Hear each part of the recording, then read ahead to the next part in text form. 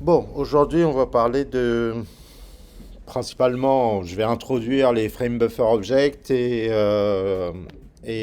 comme application Frame Buffer Object, on va implémenter à la main un flou gaussien. Euh, et donc, on partira d'un exemple que j'ai préparé dans le dossier du coup 04 Advanced MISC. Je sais pas trop comment classifier ça. Donc, avec les FBO, on va pouvoir donc faire ce traitement, enfin ce post-traitement. Ça va être un post-traitement 2D sur un rendu 3D. Mais plus tard, ben, on en aura besoin du FBO par exemple pour faire des ombres portées et donc ce qu'on appelle le shadow mapping par exemple. Euh, ben, pour le shadow mapping, on a besoin du FBO. Et donc bon, voilà, la séance d'aujourd'hui, c'est vrai, c'est plutôt introduction FBO Gaussian Blur. On va pas faire un Gaussian Blur puissant, un truc simple pour que vous compreniez, mais après, à la rigueur, on jettera un œil au Gaussian Blur de GL4 de mise qui est un peu plus performant et réutilisable dans n'importe quel contexte de toute manière. Donc, en utilisant GL4D, vous pourrez gratuitement avoir accès à un Gaussian Blur, hein. Voilà, sans avoir à rajouter des shaders ou quoi que ce soit. Donc, euh, l'exemple que j'ai préparé, l'exemple de départ que j'ai préparé est un exemple basé sur l'un des derniers, euh, l'une des dernières séances sur l'éclairage 01 Light, là où on faisait où on faisait pardon, j'ai plus le terme, le truc sur les textures là, avec du normal mapping sur les textures. Voilà. Donc je suis reparti de là, j'ai refait un exemple plus simple. J'ai enlevé le Geometry Shader, il n'est pas nécessaire. J'ai repris donc un éclairage complet. Donc c'est ici dans cette scène, j'ai juste des cubes qui tournent et éclairés avec un Sobel. Et j'ai fait un détourage des bords du cube pour éventuellement après faire un flou dessus. Donc ce qu'on peut déjà constater, c'est qu'ici le détourage que j'ai fait, il est aliasé, hein. On voit le crénelage et on va le désaliaser en utilisant un Gaussian Blur. Voilà. Bon, j'ai essayé de forcer une utilisation qui nécessitera le Gaussian Blur. Je me suis dit que potentiellement demain, si on avance suffisamment bien, bah, on fait le bloom. Le bloom qui est l'effet d'éclairage un peu qui fait baver la lumière un peu là. En utilisant cet exemple-là, en utilisant le jaune qui détourne les cubes, on essaye de faire du bloom avec. Voilà, en gros. Donc l'exemple, pas énormément de nouveautés. J'ai repris... Hop, je vais réduire un tout petit peu. Voilà. J'ai repris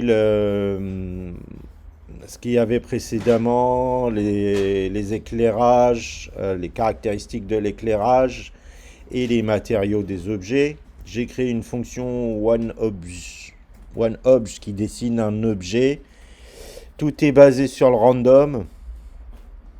En gros, si vous faites bien attention, ici, vous avez un srand et une boucle qui dessine sans objet en utilisant un angle, enfin 10 fois l'angle, 100 fois l'objet, et les objets ne sont pas stockés en mémoire ou quoi que ce soit, hein. Ils sont à chaque fois recalculés avec le random. Donc bon, le srand il sert à ce que les objets se retrouvent toujours au même endroit à chaque frame et qu'on reparte du même endroit pour faire les calculs, hein. Sinon, hein, bien sûr, si vous enlevez le srand, Magie du pseudo aléatoire, hein, c'est qu'à chaque frame, vous allez vous replacer ailleurs. Et là, c'est plus jouable, hein. Donc, ça c'est pas terrible. Mais donc, voilà, ça c'est là. Donc, on peut considérer que l'univers dans lequel on est quand je fais S3042, c'est l'univers 42. Et qu'il est fixe, quoi. Voilà, ça c'est l'univers 42. Donc on est dans dans du multiverse. Parce que l'univers 41, il est différent. Voilà. Bon, c'était juste pour vous montrer ça. Donc, euh, bon, il y a toute une partie un peu pas super intéressante concernant les frame buffers, hein. C'est donc un type d'objet OpenGL. Où est-ce qu'il est mon slide? Hop là. Voilà, donc un frame buffer, c'est quelque chose qui sert ici à rendre l'image, à, à, à bitmatiser l'image, quoi, faire un bitmap du rendu. Donc c'est cette chose illustrée ici, et cette chose-là, a priori, c'est l'écran. Euh, Sauf que, bon, en créant un frame buffer, en fait, cette chose-là peut devenir une ou plusieurs textures dans lesquelles, en fait, je vais venir faire le calcul. Et donc, en vrai, un programme OpenGL, s'il a accès au hardware, il a, dans les faits, il n'a jamais besoin d'afficher une image. Il peut très bien faire un traitement sur une vidéo en mémoire et enregistrer et faire un traitement comme ça en flux continu, non-stop, sans jamais rien vous montrer, et alors qu'il a bossé. Voilà. Donc on peut tout faire en offline en réalité, en attachant à un frame buffer une texture et en faisant que la texture soit l'élément de rendu. Alors, en découvrant les frame buffers, vous allez découvrir qu'en réalité, il y a des buffers, il y a plusieurs buffers qu'il faut créer derrière pour que ça fonctionne correctement. Donc, au minimum, le buffer de couleur, un buffer de couleur et le buffer de profondeur. Donc, c'est des zones mémoire qu'il faut créer à vide et dans lesquelles on va dessiner. Et ensuite, bon, bah, ce dessin, soit vous le vous refaites un traitement dessus, soit euh, vous l'enregistrez directement en récupérant ce qu'il y a dans la mémoire. Soit vous l'envoyez à l'écran, pardon. Et soit vous l'envoyez à l'écran. Donc en gros, l'idée c'est, j'ai ma scène, elle est là, elle va faire le tour du pipe et être rendue dans une texture. L'étape d'après, la texture est stockée là, et on appelle un autre shader qui va venir refaire un tour et la rendre floutée. Donc en fait, pour faire un flou, il faut d'abord faire un tour de rendu et derrière un tour de flou. Donc, voilà. Euh, et derrière, afficher le résultat si vous voulez le voir, bien sûr. Voilà. Donc dans la deuxième étape, dans la première étape, c'est important d'avoir un frame buffer parce qu'on va enregistrer le résultat comme une texture. Dans la deuxième étape, c'est pas forcément nécessaire d'avoir encore un frame buffer. Donc on peut basculer à l'écran pour dire ok, maintenant prends cette texture et rends-la floutée à l'écran. Donc on peut faire un flou sans avoir besoin d'un frame buffer, hein. Par contre, on peut faire un flou sur une bitmap. Et donc il faut une bitmap au début.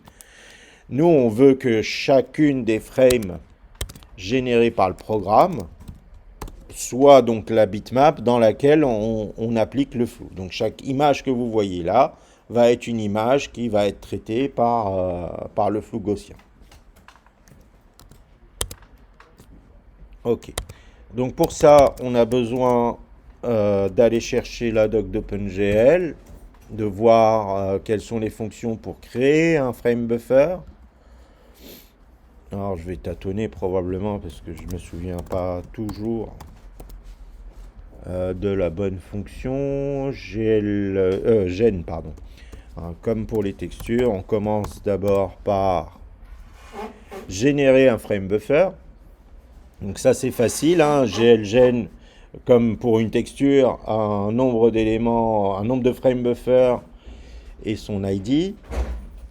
Euh, Juste une parenthèse, parce que j'y pense à l'instant. Juste une parenthèse. Démo helper pour faire votre démo de GL4D. Par défaut, il crée un frame buffer. Et en réalité, vos animes jouent par défaut dans un frame buffer en fait.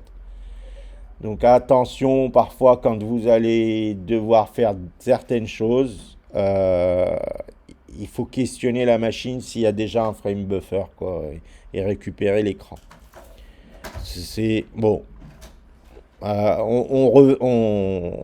On en reparlera vers la fin du semestre, hein, mais sachez que en fait, quand vous êtes dans Demo Helper, vous avez déjà une configuration où vous utilisez un frame buffer autre que l'écran et qu'on aura besoin de quelques fonctionnalités pour gérer, pour faire par exemple des filtres de post-traitement dans ce cadre-là. Mais bon, vous inquiétez pas, ça marche. Hein. Donc, générer un frame buffer, c'est cette fonction. Dans les fonctions associées, il y a binder le frame buffer et supprimer un frame buffer. Donc, on va commencer par là. Dans notre code, on va se rajouter un frame buffer. J'ai... Pardon. C'est pas une sphère, ça.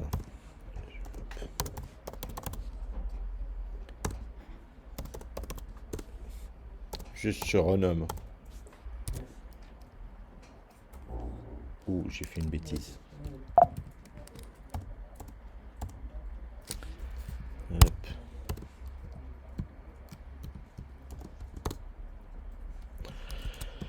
Ah, t'es content de tes doigts. Hop, yes. Ok. Donc, on crée un identifiant pour un frame buffer. Statique GLUint FBO égale 0. À l'init, on se génère un frame buffer. Donc, quelque part, par exemple, ici, GL gen frame buffers, un frame buffer à stocker dans FBO.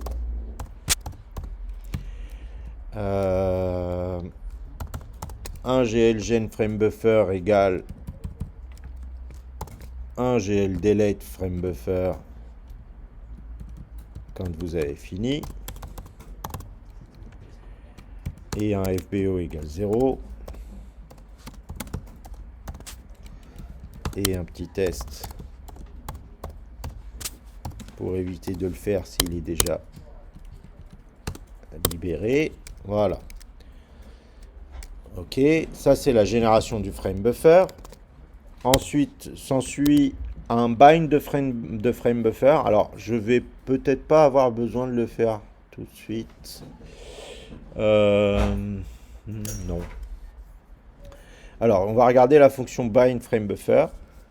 Donc la fonction bind frame buffer demande la target et l'identifiant du frame buffer. Dans target, vous avez le choix entre trois choses.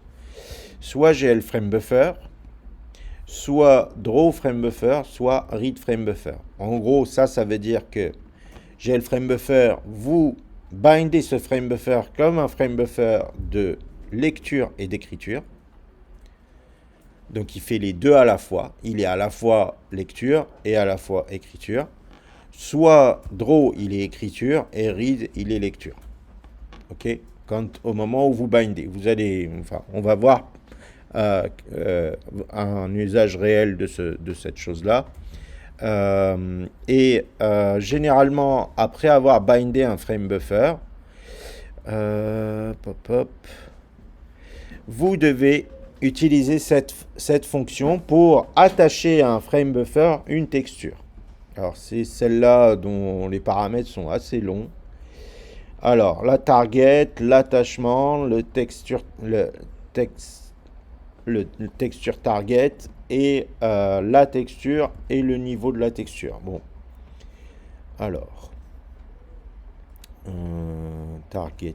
Donc, target. J'ai un target là. Oui. Target, specify.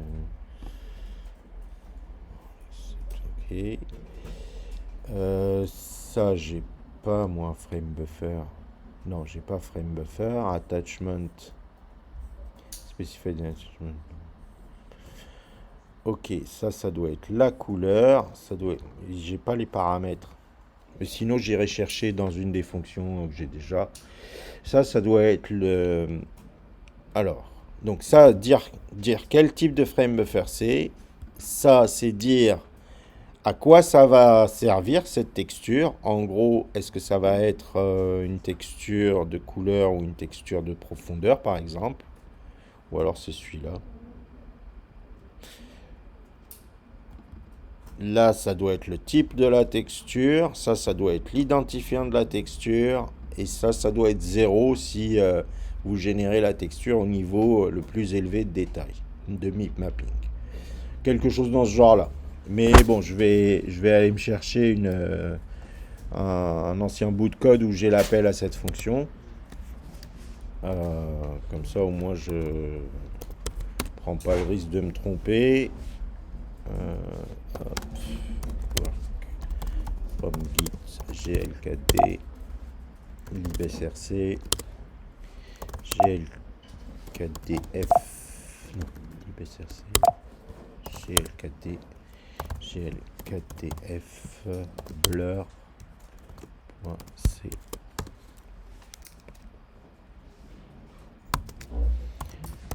Rem buffer, voilà. Ça, c'en est une. Donc le premier paramètre, lecture, écriture ou lecture, écriture. Deuxième paramètre, la texture que je vais attacher, elle va être attachée à quoi? Enfin, elle va servir à quoi? Le troisième paramètre, le type de la texture, c'est une texture 2D. L'avant-dernier paramètre, ça va être l'identifiant de la texture. Et le dernier paramètre, ça va être 0 si vous générez le niveau le plus élevé de cette texture. Bon, globalement, c'est ça. Ce qu'il faut savoir, c'est que donc une fois que j'ai généré un frame buffer object, qui n'est rien de plus qu'un numéro, un frame buffer object, c'est juste le numéro d'un objet dans OpenGL auquel j'associe des choses. En réalité, la vraie mémoire qui va être utilisée comme frame buffer, c'est la mémoire des textures. Donc, vous générez un frame buffer, vous devez générer des textures pour associer au frame buffer. Donc là, moi je dirais je vais avoir besoin de 2 textures minimum, 2 textures de couleur au minimum. Un piège dans lequel on peut tomber si on n'a pas fait attention, c'est que un frame buffer, si vous oubliez de générer une texture de profondeur, vous n'allez pas pouvoir gérer de la 3D. Hein, le buffer de profondeur, la depth map, elle sert à faire la 3D. Hein. Elle sert à dire que tel pixel est devant tel pixel au moment du rendu. Donc attention à pas oublier que il va vous falloir aussi une texture de profondeur.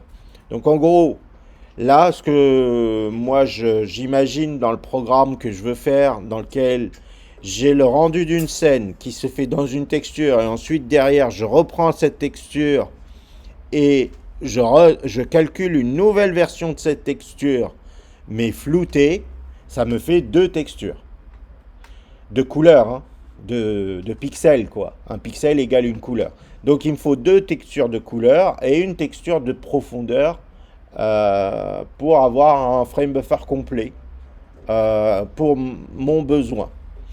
Alors vous pouvez, dans ce genre de philosophie de traitement, vous pouvez avoir besoin de beaucoup plus de textures que ça. Hein. Mais ça on le verra plus tard. De manière générale, ce type de technique qui nécessite de générer plein de textures préalables avant de rendre une scène, ça s'appelle du deferred rendering. En gros, pardon pour la faute d'orthographe, deferred rendering pour rendu différé en gros.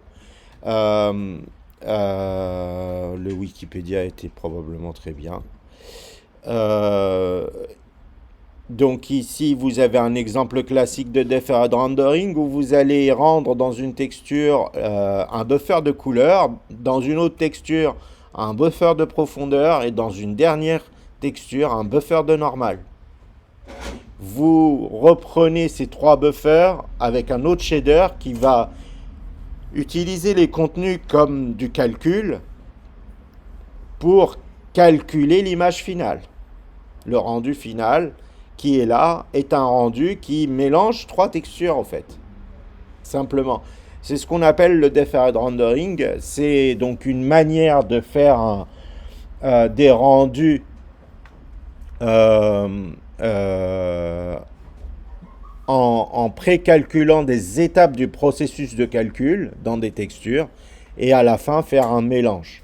L'intérêt de ces techniques-là, c'est que parfois vous avez certains buffers qui prennent beaucoup de temps à calculer mais qui ne changent pas beaucoup, que vous ne voulez pas recalculer à chaque frame. À la limite, vous allez extrapoler ces buffers-là et faire en sorte que en réalité, dans votre processus temps réel de rendu, dans un jeu vidéo, vous voulez gratter des frames, alors pour certains trucs gourmands, vous n'allez pas faire à chaque frame le calcul. Vous allez le faire, par exemple, à la frame 1 et à la frame 5. Et entre, vous allez interpoler. Et interpoler, ça coûte moins cher que refaire ce calcul qui serait très cher. Vous voyez, c'est dans ce genre d'optique qu'on fait du deferred rendering. L'optique, c'est vraiment de gagner du temps sur certains calculs complexes en les faisant que de temps en temps. Par exemple, hein, c'est un des usages qui peut être fait de ça. Donc là, je vais avoir besoin de deux textures de couleur et d'une troisième texture de profondeur. Et donc, je me crée un tableau de GLUint que je vais appeler Tech 2, 3.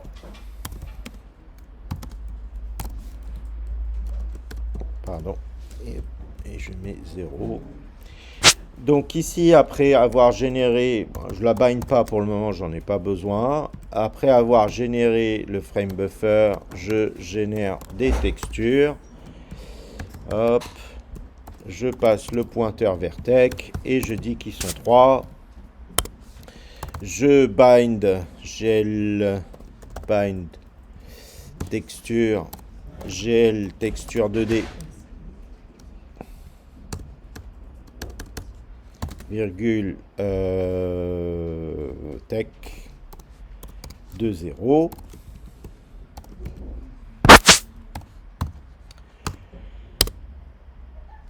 et j'ai bugué là. Oui. Et GL Tech Image 2D, GL Texture 2D. Alors, deuxième paramètre, c'est le niveau 0. Troisième paramètre, internal format GL RGBA. Là aussi, méga important. Vous voyez, là, un frame buffer, bon, c'est un objet. Derrière, il faut voir les textures qu'il y a derrière. Derrière les textures, il faut voir les couleurs que vous stockez dedans. Si vous voulez que les calculs que vous faites et vous stockez dans chaque case de couleur, R, G, B, A, si ces calculs-là, vous devez les avoir avec un très haut niveau de détail au niveau de la virgule flottante. Il ne faut pas simplement mettre RGBA. Exemple classique, vous faites disons, un processus itératif de mécanique des fluides dans lequel vous stockez les résultats intermédiaires dans une texture. Comme c'est des calculs très précis, si vous utilisez un octet par composante, c'est pas précis du tout. Donc vous allez perdre du détail. Donc par exemple, faire de la physique sur un buffer à 8 bits par composante, c'est une mauvaise idée. Donc En gros, généralement, quand vous utilisez le FBO pour faire un traitement complexe, tapez large, allez chercher un composant qui pèse lourd au niveau de chaque composante. Oui. Alors, on n'a pas 64 bits par défaut dans OpenGL, dans les textures, on a jusqu'à 32 bits.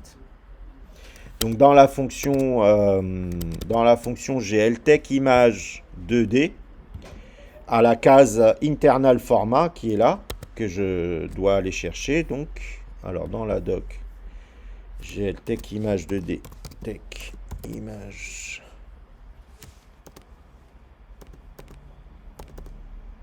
2D, voilà, L. Hop. Dans la case internal format, on vous dit allez voir table 1 ou table 2 ou table 3. Bon, table 1, on s'en fiche un peu. Table 1, ça doit être celle-là. Red, machin, machin, machin. Oui, elle est là. Voilà. C'est les valeurs possibles que vous pouvez mettre. Table 2, déjà, c'est plus intéressant. Table 3, je vais juste voir si. Oui, c'est les formats un peu spécifiques où il y a des types compressés. Voilà, c'est la table 2 qui nous intéresse. Dans la table 2, vous voyez apparaître plein de spécificités. Et bon, bah, si on tape la plus large, elle est là. C'est elle. GLRGBA 32F. Donc c'est du rouge, vert, bleu, alpha. Et votre flottant, il est 32 bits. 32 bits, 32 bits, 32 bits, ce qui fait qu'un pixel vaut 128 bits. D'accord. Donc, bon, pour un flou gaussien, c'est pas vraiment nécessaire, mais on va le faire pour le fun. Donc, on va faire du GLRGBA 32F ici. La largeur, ça va être la largeur de l'écran. Hein, la texture qu'on crée, dans laquelle on va faire le rendu, bah, à la résolution de l'écran. J'ouvre une parenthèse, vous pouvez très bien faire un rendu dans 2 fois la résolution de l'écran. C'est une perte de temps peut-être, peut-être pas, on n'en sait rien. Vous pouvez très bien faire le rendu dans un quart de fois la résolution de l'écran. Je fais de la pub à ma vieille, à mon ancienne démo. d'API 8 2016. 16, hein. Ou 17, API 8. Bon, API 8, peu importe. Playlist complète 2017. Je sais plus. 6-7, ça veut rien dire. Est-ce que c'est celle-là? Non. Où est-ce qu'elles sont mes playlists? Ah, le vieux là, il est perdu. Pourquoi j'ai pas le menu? Ah, ok. Mes playlists.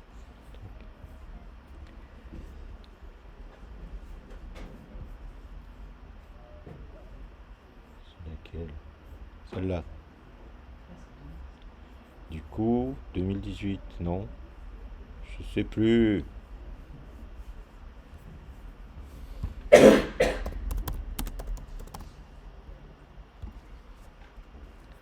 Celle-là.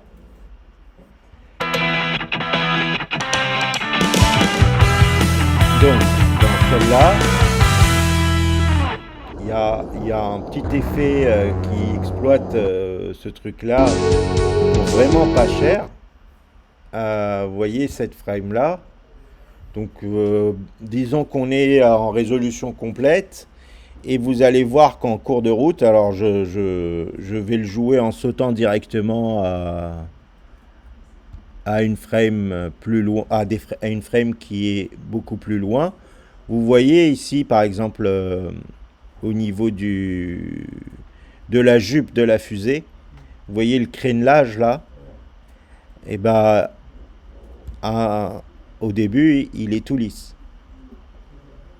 Et donc en cours de route, au fait, je dégrade la résolution de la texture du frame buffer et juste pour fabriquer cet effet pixelisé un peu à l'ancienne du rendu. Normalement, vous devez le voir là. Voilà. La transition, elle a pris 2 secondes ou 3 secondes et on est passé en mode pixel.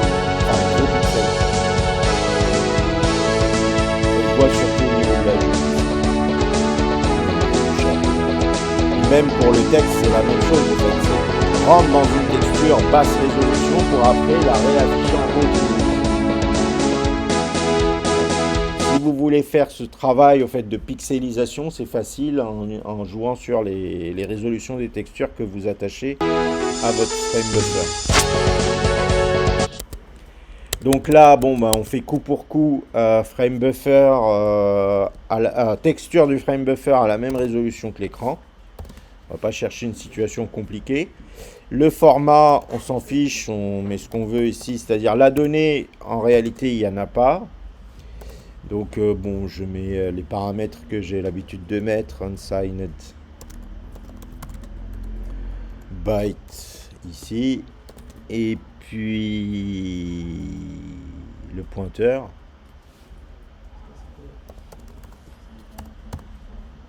Non, il me manque quelque chose. Alors, border. Il n'y avait pas border à un moment. Oui, border égale 0, ok. Vous voyez, là, on envoie la donnée nulle. Donc, pour la texture texte 0, il n'y a pas de données. Hein. Pourtant, je mets bien la bonne hauteur, la bonne largeur, la bonne hauteur. Hein. Faites attention à ça. Ça, c'est en gros une sorte de malloc de la texture. Ça, c'est le malloc de la texture qui l'alloue en lui passant pas de pointeur.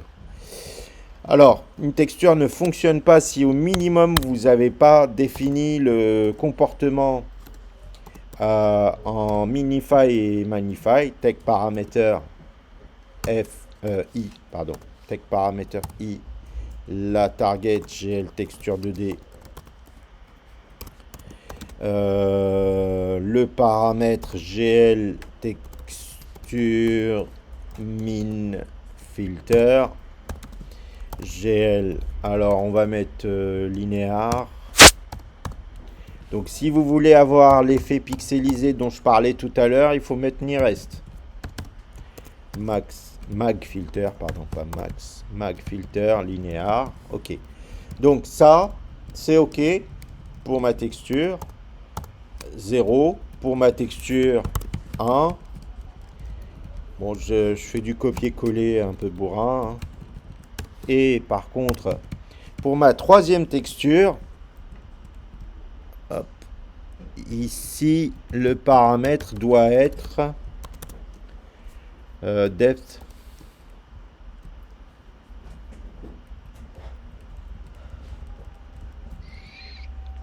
Depth attachment. Depth attachment.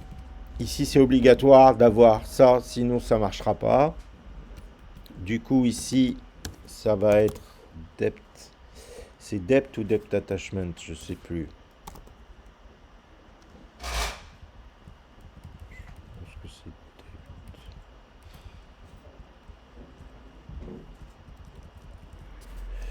Je vais quand même vérifier dans la doc. Je suis plus très sûr. Hop, dans tableau 1. Est-ce qu'il est le tableau 1 ? Depth component. Pardon, oui, donc du coup, depth component pour lui et depth component probablement pour lui aussi, format depth component. C'est pas depth attachment, c'est depth component.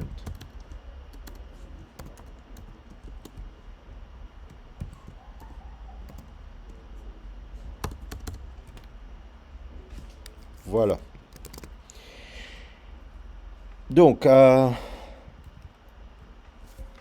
je vais accélérer là en piquant ce truc-là et ce truc-là. J'en ai marre de taper. Et au moment où je fais le rendu, au moment où je fais quoi que ce soit sur l'image, donc même avant le clear ici, si vous voulez que le color buffer bit efface quelque chose dans la texture et où le depth buffer bit efface quelque chose dans la texture, il faut set le FBO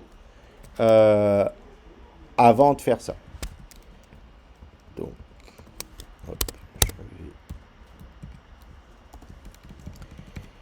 ici, je mets le FBO en lecture-écriture. Je ne regarde pas trop à mettre de la lecture d'un côté et de l'écriture de l'autre. Ici, je lui dis que c'est tech de 0. Alors, s'il te plaît, ne me fais pas de retour à la ligne. Bon, donc vous bindez le frame buffer. Derrière, vous attachez une texture à ce frame buffer. Et donc ici, en l'occurrence, ma texture 0, je l'attache au composant Color Attachment 0. Un shader peut rendre plusieurs pixels en même temps. Plus tard, on va voir comment, en fait, ici, vous pouvez mettre un Color Attachment 0, Color Attachment 1, etc. et dire à un shader de sortir plusieurs pixels en même temps. Là, on n'a besoin que d'un seul. Donc, on lit simplement en texture 0 avec la première sortie du shader. C'est-à-dire, notre frag color dans le shader, il va, en fait, associer la valeur qui va être sortie dans la texture tech, qui est tech de 0 qui est là. Alors, ça, c'est l'attachement du buffer de couleur. Et il faut attacher en plus le buffer de profondeur. Et donc là, vous mettez depth attachment. Et là, vous mettez texture de 2. Hein. Pour rappel, on l'a fait là. Texture de 0, c'est de la couleur. Texture de 2, c'est du depth component. Voilà, ça c'est important à pas se tromper là-dessus. Là, vous faites le rendu. Et à la fin, vous pouvez revenir au frame buffer classique qui est l'écran. Alors, revenir au frame buffer classique. Hein, par exemple, revenir à l'écran, c'est aller, quand vous avez fini de dessiner, aller dire, bon, bah maintenant, c'est l'écran, le frame buffer. OK ? Bon, ce code, normalement, compile. Et on va voir ce qu'il donne. Il donne ça. Est-ce que mon rendu est fait? La réponse est oui, mon rendu, il est fait. Mais il est fait offline. Je ne le vois pas. Il est fait dans ces textures. La texture tech de 0 et la texture tech de 2. Dedans, il y a tout ce qu'il faut. Comment le voir? Là, il faut faire appel à... Alors, est-ce qu'on a une ref vers cette fonction? À la fonction blit. Non. Non, on ne peut pas trop s'en sortir juste avec la doc. Hein. Faut aller chercher un tuto ou quelque chose comme ça. Bon, il y a la fonction blit frame buffer. Qui déjà, qui est plutôt mal documenté, je trouve. Bon, la fonction blit frame buffer, celle-là, c'est une fonction qui copie d'un frame buffer à l'autre. Mais question, où sont spécifiés les frame buffers ici? Réponse, nulle part. Ça copie d'un frame buffer à l'autre. Lesquels? Lesquels? En vrai, ça copie du frame buffer read vers le frame buffer draw. OK? Ça veut dire qu'il faut que, au moment où vous appelez cette fonction, il faut qu'il y ait un frame buffer read et un frame buffer draw. Or, jusqu'à maintenant, le frame buffer que j'ai set, je me rends compte que ça fait un moment que je parle que de frame buffer, on n'a pas encore parlé de flou. Le frame buffer que j'ai set, il est à la fois read et draw. D'accord? Il aurait pu très bien ici être juste draw en réalité, mais on s'en fiche. On le met read et draw. Mais quand j'ai fini ici, au lieu de faire passer 0 à read et draw, je fais passer 0 à juste draw. c'est draw frame buffer. Draw frame buffer. Ça veut dire que c'est lui qui va être utilisé pour écrire. Donc le résultat, il est dans ma texture. Le fait de mettre 0 en draw veut dire, bon, ben 0 se prépare à recevoir une écriture. Derrière, vous faites un bleed frame buffer, ça devrait aller vers 0. Donc le bleed frame buffer va prendre la coordonnée x0 du début de copie, y0, x1, y1, alors x1, y1, hop, voilà, x0, y0, x1, y1, donc c'est les bords de la source vers les bords destination. Ensuite, le masque pour lui dire qu'est-ce que tu veux copier. Et ensuite, le filtre pour dire comment tu transformes de l'un vers l'autre s'ils ne sont pas de la même dimension. Hein. C'est en fait si vous faites une déformation de l'image, soit il fait un calcul NIRES, soit il fait un calcul linéaire. Voilà. Donc en gros, nous, on veut à la limite juste copier le color buffer bit, soit en NIRES, soit en linéaire. On va faire NIRES pour... Alors, données méga importantes. Je ne sais pas si vous en souviendrez un jour, quand vous aurez le bug. Et je trouve que... Enfin, je ne sais plus si c'est dit maintenant dans la doc, mais à l'époque, c'était pas dit dans la doc. Le depth buffer bit ne peut pas être NIREST. Il ne marche qu'en linéaire. Je ne sais pas si c'est dit, mais en tout cas, ça ne marche pas le NIREST sur le depth buffer bit. Là, on va faire le color buffer bit en NIREST. Donc, on va dire copy bleed de 0, 0 à W-1, WH-1,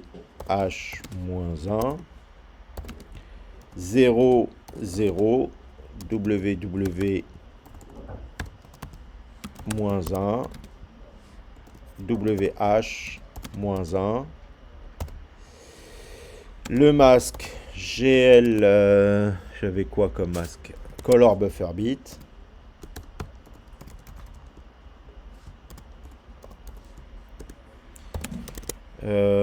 Et le NIREST, GL NIREST.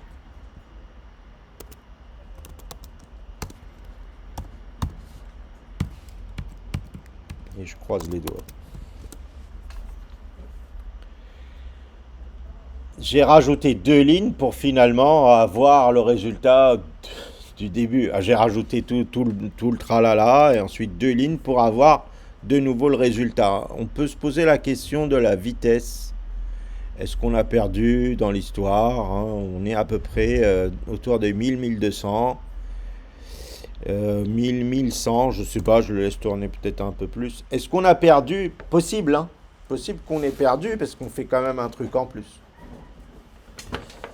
Mais on fait un truc en plus parce qu'on va en avoir besoin. Hein.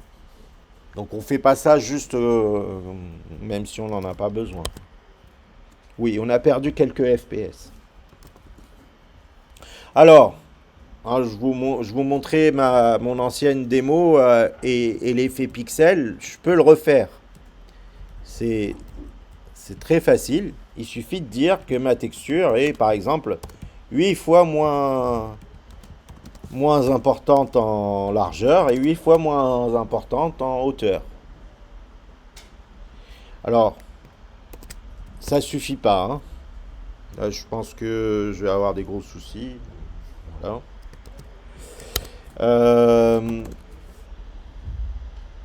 Alors, l'un des problèmes, ça vient aussi d'ici, j'imagine.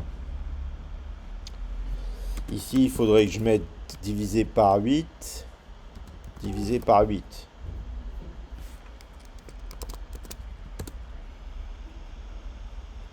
Oui, voyez.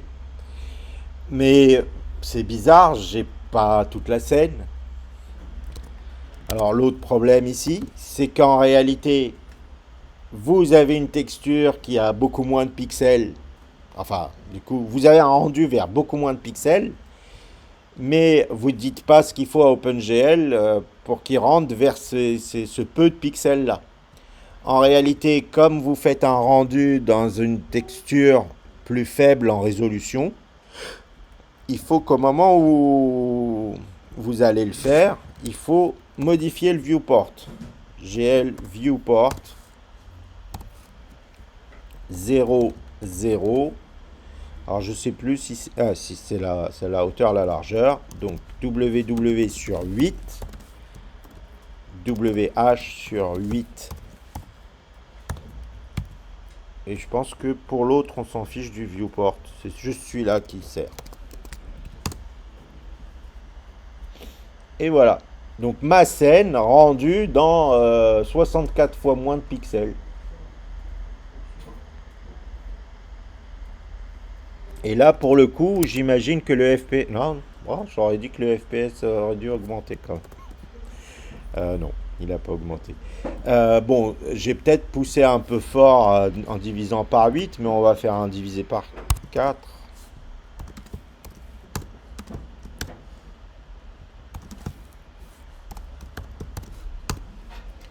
Yes, yes, yes, yes, yes.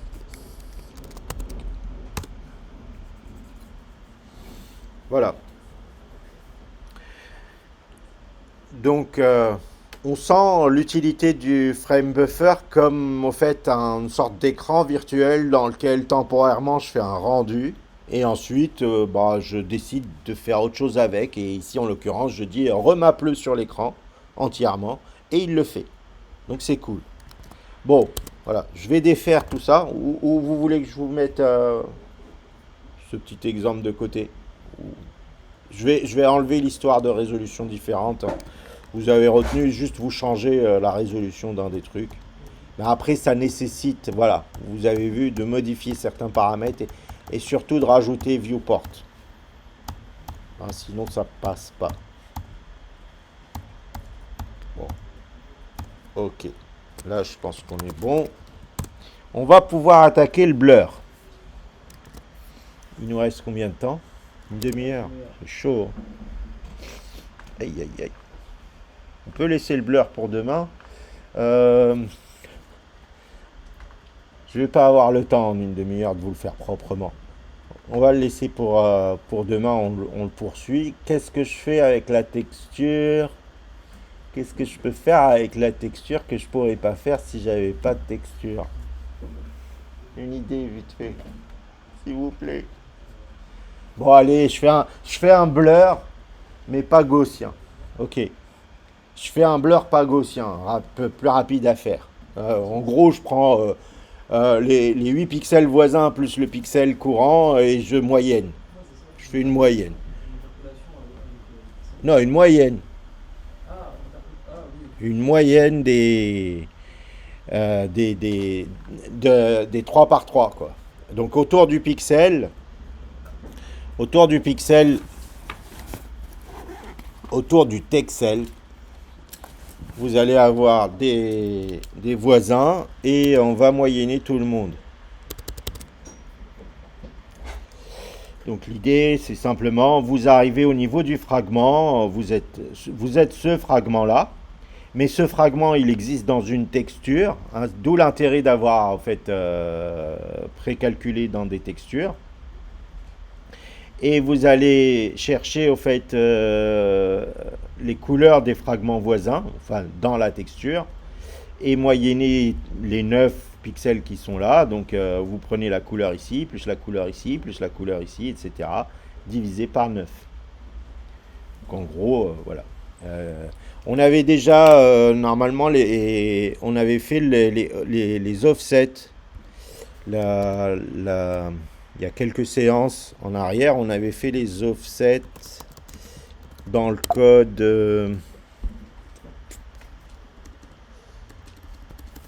Attendez. On avait fait les offsets dernièrement. CD work from git.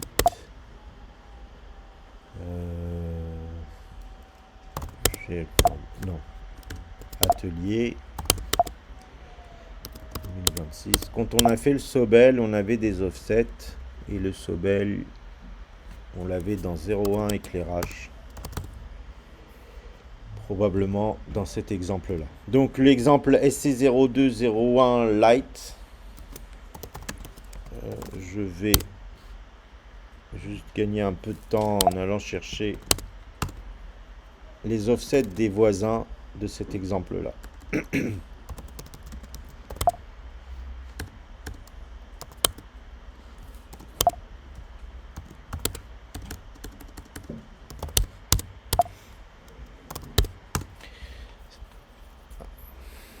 Ça, si vous vous souvenez, donc on avait calculé le tableau de 9 éléments, des 9 vecteurs de décalage, les 9 vecteurs d'offset, qui permettent d'aller chercher la coordonnée de texture des 9 texels, quoi. Hein, au centre, on a bien le texel central, et les autres, c'est les texels autour. Donc vous voyez, ça c'est les coordonnées de décalage des texels par rapport à moi-même. Moi-même, je suis au centre, vous voyez, vec 2 de 0, 0. Donc ça, ce calcul, il est utile. Et pour avoir ce calcul, il me faut que le CPU m'envoie le pas de déplacement d'un offset en X et le pas de déplacement d'un offset en Y. Hein, c'est 1 sur la largeur de l'image moins 1 et 1 sur la hauteur de l'image moins 1. Et l'image, pour moi, c'est la résolution de l'écran. Donc bon, ça, je pioche dedans et je vais dans le shader, light.fs,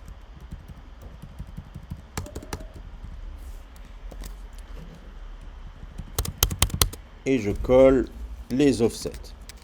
J'ai besoin du coup d'un uniforme offset au singulier. C'est un vec 2. Et dans le fichier C, il faut que j'envoie au moins une fois, mais je vais le faire à chaque fois.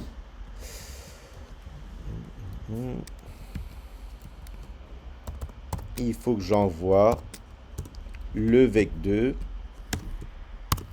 de F ici, qui s'appelle offset et qui est 1 sur www-1.0 et 1.0f sur wh-1.0f.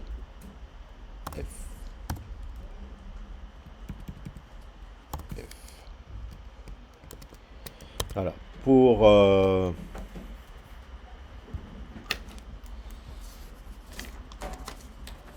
comprendre pourquoi j'enlève 1.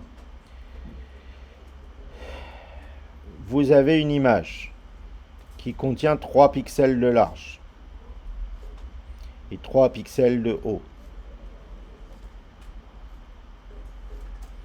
De combien est l'offset? Combien pèse ce morceau-là pour se décaler? Quelle est la longueur ici? Un demi. Là, c'est un demi.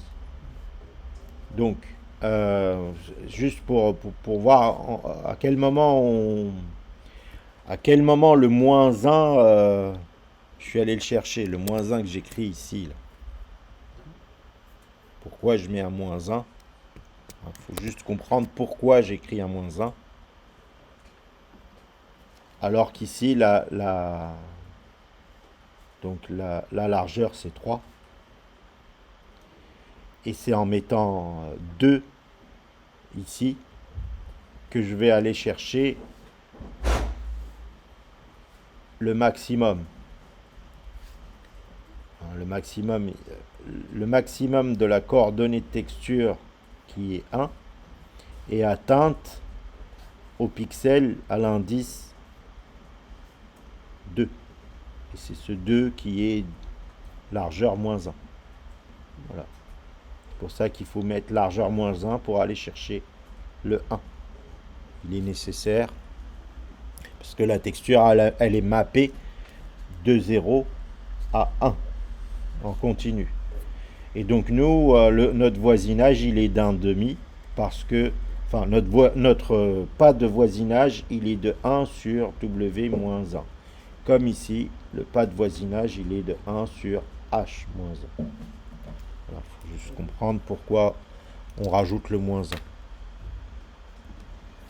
Pour être pile entre coordonnées entières et puis on passe à coordonnées flottantes. Hop. Light.fs. Donc ici, j'ai accès à ma coordonnée de texture. Avec ce décalage, ces 9 décalages, je peux avoir accès à la texture d'un de mes voisins. Il me faut... c'est absolument pas ici, d'ailleurs. C'est pour ça que j'ai dit qu'il me fallait un peu plus de temps. C'est absolument pas ici qu'il faut que je fasse ça. Pas du tout. C'est pas du tout là. Ça, c'est le shader qui fait le rendu. Maintenant, il me faut un shader qui fait le flou. Donc, il me faut un autre shader. Je me suis trompé. Top. Ici, j'ai qu'un seul PID. Là, on va créer dans notre programme 2 shaders. Un qui va faire ce rendu éclairé, l'autre qui va faire le blur dessus. Donc on passe à 2 en faisant comme ça. Du coup, ça produit un problème ici. Donc ici, on va l'appeler PID 0. Derrière, on va enchaîner avec un deuxième qu'on va appeler PID de 1. Qui va s'appeler id pour identité. id.vs et blur.fs. Ok. Vous allez voir pourquoi je l'appelle id. Derrière, tous les trucs où j'écris PID, c'est PID de PID, je vais les remplacer par PID de 0. Presque tous. PID en PID de 0. Yes, yes, yes. Yes. Yes, yes, yes. Yes. Et lui, non. Lui, ça va être PID de 1. L'offset, j'en ai besoin dans l'autre shader. Ça veut dire que après avoir fait le rendu ici,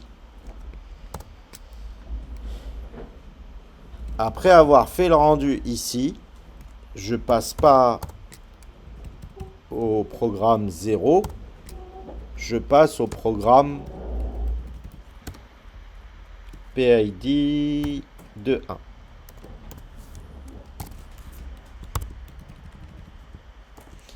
Et là, je vais aller utiliser un autre shader qui n'existe pas encore. Et ce shader aura besoin de cet offset. Bon, ça c'est une des étapes. Light.vs. Je le sauvegarde dans id.vs. id.vs fait pas grand chose lui. Il n'a pas besoin de ça. Il a juste besoin de sortir le VSO Tech Cord.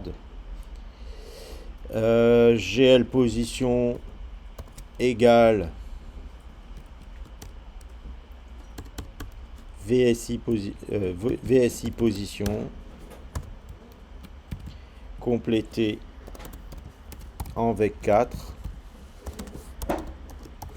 Alors, c'est un shader qui fait quasiment rien. Il prend le point et il le transmet tel qu'il est, sans le transformer ni rien du tout.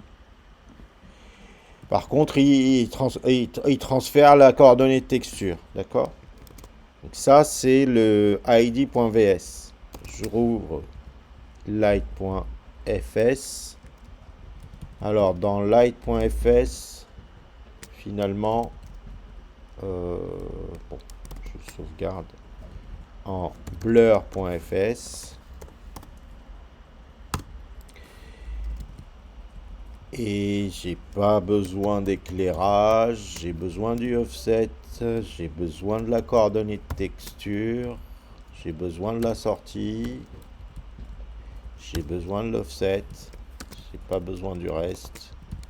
Je vire tout ça. Ici, ça va être quelque chose.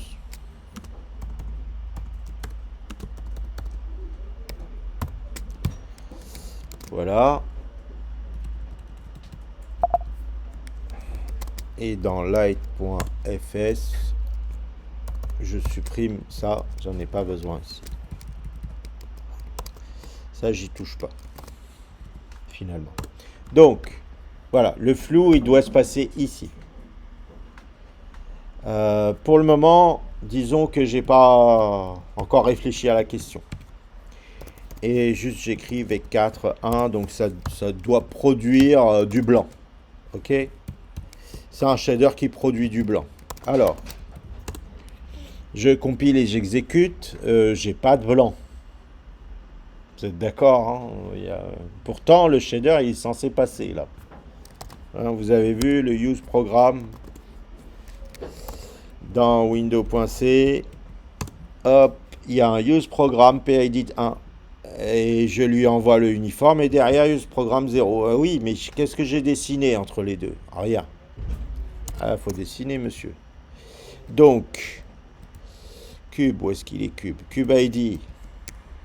Quad ID. Là, on va faire en fait le code de base pour exécuter du shader toy ou quelque chose comme ça. En fait, on crée un quad, on le map sur l'écran, on balance et on va aller dans le fragment shader faire le traitement en fait. Et donc, je fais une sorte de pipe hyper simple avec juste un quad qui est envoyé au dessin. Et donc là, je fais quad ID. Quad ID. Gen quad F. Voilà. Bon, j'en profite pour enlever ça. Pourquoi j'ai... Ah, pourquoi j'ai un problème dans le égal. Et donc, draw. Hop. Au moment où je swap vers ce shader là, et que je lui envoie les infos, je lui dis dessine-moi, s'il te plaît, le quad. Et normalement, le quad ID. Et normalement, le shader est censé dessiner du blanc. Yes. Ah, il manque un pixel. J'avais un doute sur le SRC, sur ça là. J'avais un doute sur le -1 là. J'ai l'impression que c'est pas... La doc, elle disait la deuxième coordonnée, la coordonnée, enfin... C'est X1, Y1, mais X1, Y1, c'est pas largeur hauteur. Ouais. Bon. Je sais pas si vous me suivez ou je suis tout seul dans ma tête là. Il y en a qui me suivent. Là, la SRC X1, SRC Y1, destination X1, destination Y1, pour moi, ça veut dire la coordonnée de l'autre point. Or, c'est pas ce que je viens de mettre là. Je viens de mettre la largeur. La largeur, c'est un coup de trop. Hein. Donc, la doc, elle est un peu fausse. Là, j'aurais mis WH. Enfin, ça induit en erreur. Hein. Attention, donc c'est largeur-hauteur qu'il faut mettre. Hein. Sinon, il nous manquait une ligne de pixels et une colonne de pixels. On a tout blanc, c'est nickel. Ça veut dire qu'après mon shader, d'éclairage, bah, j'ai tout bousillé et j'ai foutu un tableau blanc à la place. Maintenant, c'est pas l'idée, hein. L'idée, c'est le tableau blanc, en fait, c'est je vais prendre dans la texture et je remets la texture. Mais au passage, je la floute avec un, pas un gaussien, mais un flou bête qui moyenne, un flou moyennant. Donc, pour ça, il faut que je bind quand même une texture avant de faire le dessin. Donc ici, il faut que juste avant, je bind, gl bind texture, gl texture 2D. Et quelle texture je vais binder? Tech de 0. Alors, attention. Donc, le résultat qui a été calculé par mon premier shader, il est dans Tech de 0. Mais Tech de 0, c'est la texture dans laquelle j'écris la couleur. Donc, pendant que je dessine, j'écris dedans. Je ne peux pas. Alors, voilà. Donc, attention. C'est elle dont j'ai besoin. Mais là, je vais lui dire, en fait, n'écris plus dedans, écris dans l'autre. J'en ai fait deux des textures de couleur. J'ai fait tech de 0 et tech de 1. Et donc, juste ici, quand je change, avant de dessiner, juste faire attention à repasser ici et lui dire, utilise tech de 1 pour dessiner. Par contre, utilise tech 0 pour aller piocher dedans. Donc, tech de 0, c'est la texture dans laquelle je vais aller lire. Tech de 1, c'est celle dans laquelle je vais écrire. J'oublie pas d'envoyer le uniforme pour lui dire que je vais lire dans 0. Ah, ça, c'est l'étage de texture, là, pour le coup, 0. 0, c'est l'étage de texture à partir duquel je vais lire. Voilà. Et donc, dans le shader que j'ai appelé blur.fs, il me faut un uniforme sampler 2D tech. Je vous montre que ça marche déjà. Texture de tech, virgule VSO tech coord, pardon, tech coord, va aller chercher dans la texture et l'afficher. Ouh, avec un problème de coordonnées. Pourquoi j'ai un problème de coordonnées? Je sais pas pourquoi c'est écrasé. Ah, parce que la fenêtre elle est pas carrée et que le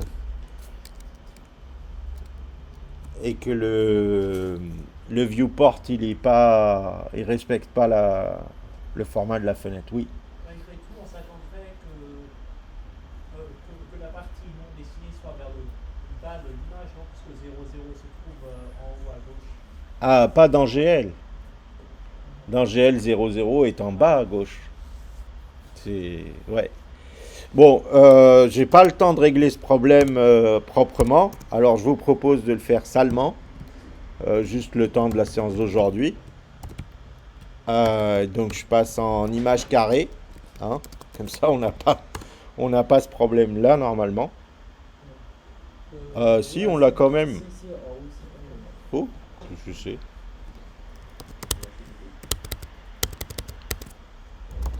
J'ai une décalage parce que j'ai pas assez de pixels à l'écran. Bon, peu importe. On s'en fiche, Ah oui, j'ai pas. C'est parce qu'il me redimensionne la fenêtre, parce que resize est appelé. Bon, ok.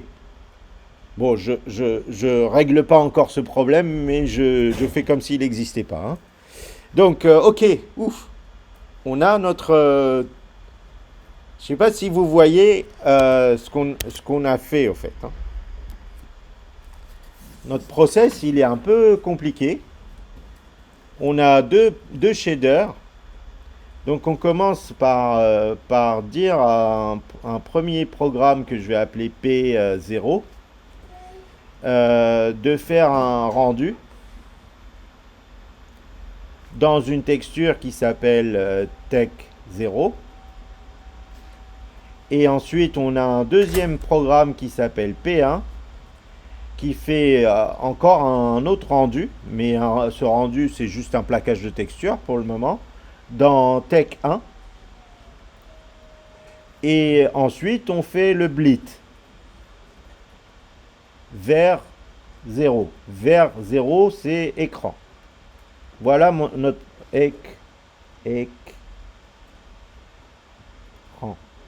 On fait le blit vers l'écran. Voilà notre process de rendu, il est comme ça. N'oubliez pas que là, en fait, il y en a une qui est cachée, c'est Tech 2, qui, au fait, gère le depth. On s'en sert pas vraiment, mais on en a besoin. Hein. Si vous la créez pas, vous n'avez pas de quoi tester quel pixel est devant l'autre. Donc, ça fera des bugs.